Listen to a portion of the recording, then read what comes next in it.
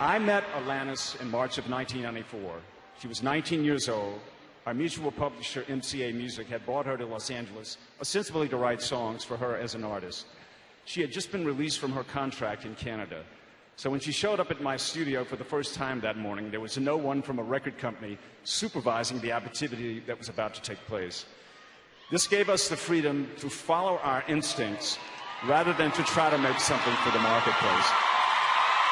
Our first day together was natural and fun and invigorating. It was obvious to me that she was brilliant, curious, and full of passion to express something inchoate but important. I usually played guitar first, programmed a beat, and we channeled the muses from there. It's the most intuitive record I've ever made, and the phrases that were hewn out of Alanis's journals and our discussions and the sound of syllables as she sang became the DNA for the album. We wrote and finished a song a day, with her recording lead vocals at the end, just once or twice. I remain astonished by the fact that there were no barriers between her voice and her intention. Her voice rang like a bell of truth, and the emotional honesty in the room when we created it is something that we managed to capture for all time. What remains is a record called Jagged Little Pill. Okay?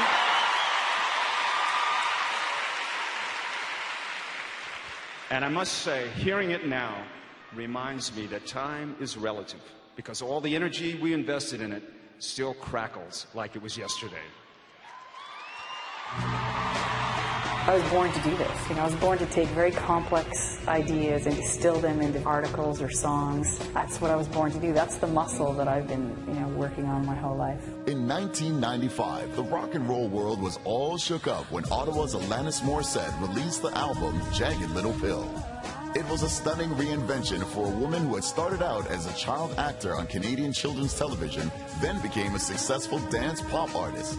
But just at a time when boy and girl bands were beginning to dominate the pop charts, Alanis swooped down like a savior and became rock's avenging angel.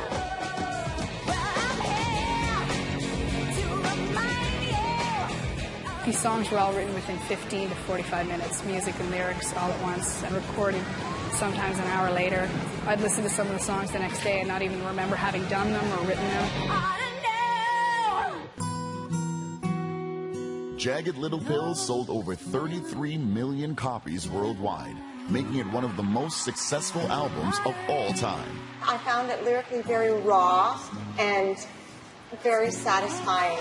The public just ate up, loved. It went from 0 to 650 in 3.5 seconds. It's like the album's astounding success was not a premeditated marketing ploy by a record label, but a genuine cultural explosion.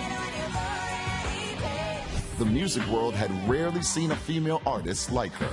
Alanis had touched a nerve of a whole generation of young women.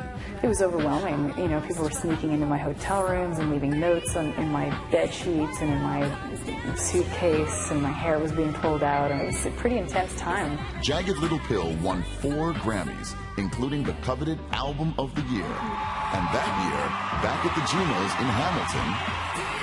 And the winner is Jagged Little Pill, Alanis Morissette. Alanis Morissette. Thank you. I thought fame would afford great connection, but it actually wound up disconnecting me from people, and I did not like that.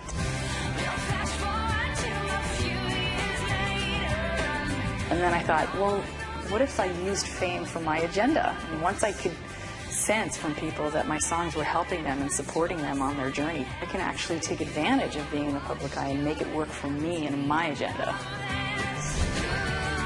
Alanis has had 6 albums crack Billboard's top 10, and 3 of them have hit #1. Alanis, congratulations for being inducted into the Canadian Music Hall of Fame. We can't think of anyone more deserving or more incredible to receive this great honor. Have an amazing night, Alanis. We love you. The great thing about being put on the hot seat, especially publicly, is that it's an amazing tool for self-definition. The more we know ourselves, the more we can live this authentic life and live what we were born to do.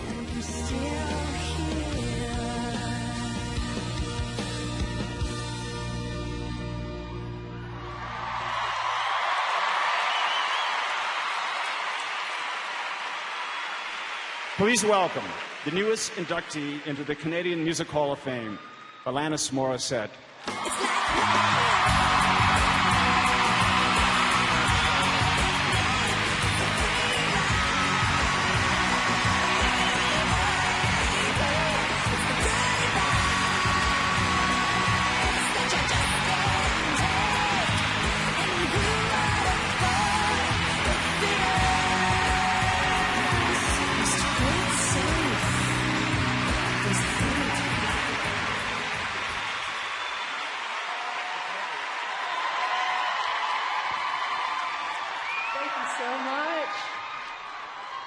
Thank you, Glenn.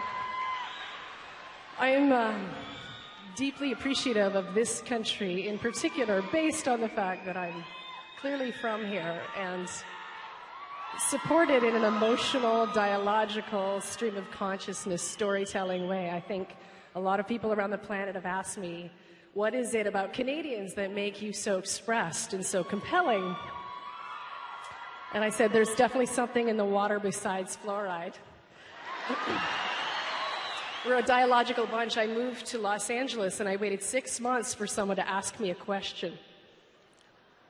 So I listened, and then I realized I had to adopt a whole other approach to life, because Canadians are very engaging, very curious, very self-deprecating, very funny. And so I took advantage of the cloth from which I was cut and continue to tell stories, and I feel so touched by how people interpret my songs. There was a woman who came up to me a few months ago, and for a song, Hands Cleans, I had written, she said, I love that story you told about having been in love with your lesbian teacher. And I had been in love with my lesbian teacher, so I was curious about which song she was referencing. But she then said, she told me how much it touched her and deeply moved her, so I didn't correct it, because as an artist, I write for myself in a very self-indulgent way. I think it's our mandatory prerequisite that we indulge, and then once I share it with you, the songs are all yours to interpret as you wish. And I love you, and I thank you, and I thank all the people who have supported me in Canada throughout the many decades. God bless you each. I love you.